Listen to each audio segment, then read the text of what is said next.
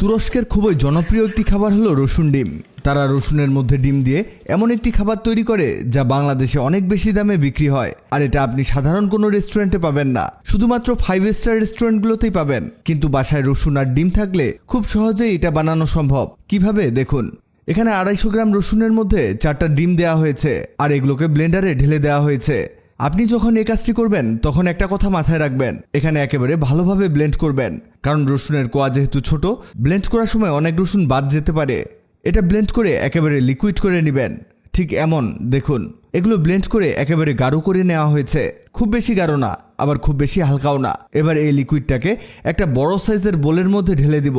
এখানে অবশ্যই বড় বোল নিতে হবে, কারণ এতে আরও কিছু জিনিস অ্যাড করতে হবে, যেমন 1 চামচ বেকিং পাউডার, 1 চামচ লবণ, আরও আছে। এটা ঠিক এমন হয়ে আসলে এতে দিয়ে দিব কিছু ধনেপাতা। এই ধনেপাতা দিয়েও আবারও মিশিয়ে নিতে হবে। এখানে যারা ধনেপাতা পছন্দ করেন না তারা এটা বাদ দিয়ে দিবেন, তবে তারা ধনেপাতা দিয়ে এই জিনিসটি তৈরি করে। এবার এর মধ্যে দিতে হবে আটা। আটা এখানে দিতে হবে 2 টেবিল চামচ, তবে আটার পরিমাণ আরও বাড়াতে হতে পারে। যদি বাড়ানো লাগে সেটা পরে এই মিশ্রণ দেখলেই বোঝা যাবে। আর যদি এই 2 চামচে হয়ে যায় তাহলে তো ভালো। এটা একেবারে আটার খামিরের মতো বানাতে হবে। দেখুন, আমাদের আরও আটা অ্যাড করতে হবে, কারণ এটাকে শক্তপোক্ত বানাতে হবে। আটা দিয়ে আবারও মিশিয়ে নিব। এক কথায় রুটির জন্য যেভাবে আটার ডো বানানো হয় ঠিক সেভাবে এটাও বানাতে হবে। এই দেখুন, আমাদের এটা অনেকটা হয়ে গেছে। এবার হাত দিয়ে চেপে চেপে এটাকে বলের মতো বানিয়ে নিতে হবে, কারণ এটা জরুরি। এবার এটাকে একটি রাউন্ড শেপ দিতে হবে, ঠিক রুটির মতো। এখানে বেলন দিয়ে চেপে চেপে রুটির মতো বানিয়ে নিচ্ছি। দেখুন, এটা কেমন রাউন্ড হয়ে গেছে।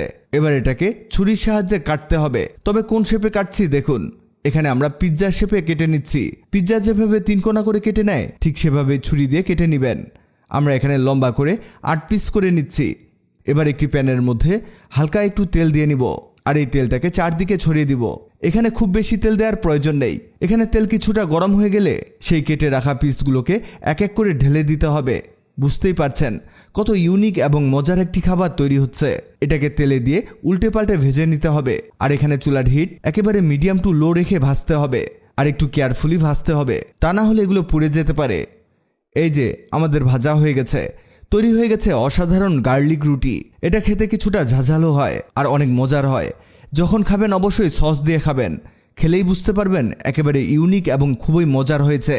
ভিডিওটি আপনার কাজে আসতে পারে, তাই দ্রুত খুঁজে পেতে টাইমলাইনে শেয়ার দিয়ে রাখুন।